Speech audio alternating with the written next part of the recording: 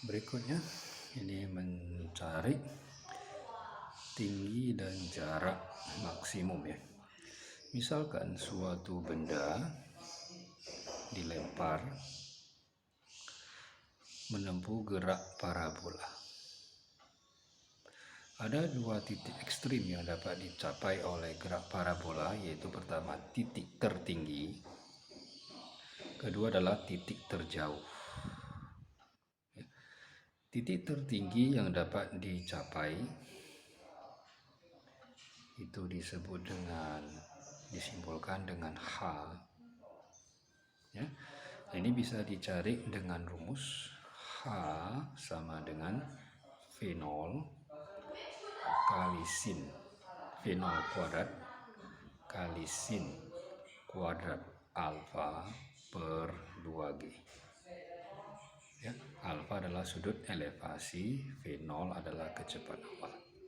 Ya, ini rumus mencari tinggi maksimum. Suatu benda akan mencapai tinggi maksimum itu punya syarat.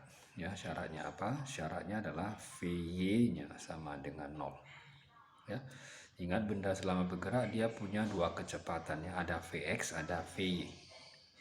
Waktu dia mencapai tinggi maksimum, Vy-nya tidak ada lagi. Jadi tidak ada lagi kecepatan yang membawa bendanya ke atas, sehingga benda tidak bisa naik lagi. Berarti dia mencapai tinggi maksimum.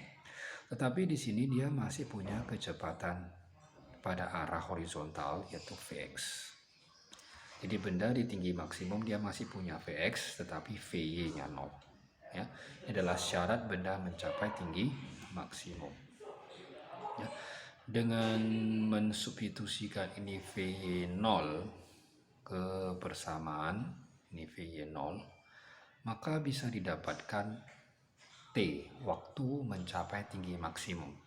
Jadi kalau ini 0, ini pindah GT, jadi G-nya pindah ke bawah, maka dapat T sama dengan V0 sin per G.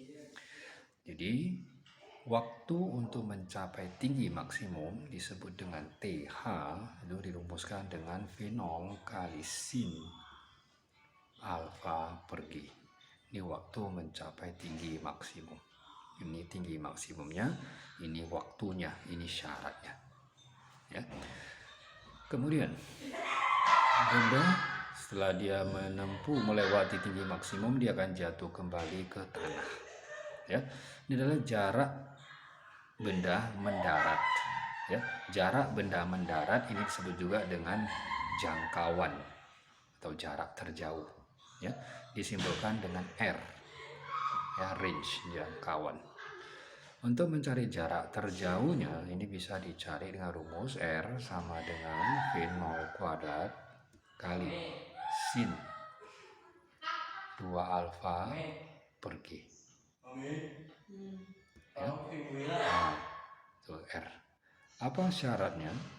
Benda kalau mencapai jarak terjauh atau ya mencari jarak mendatar, ya, ini syaratnya adalah Y sama dengan 0.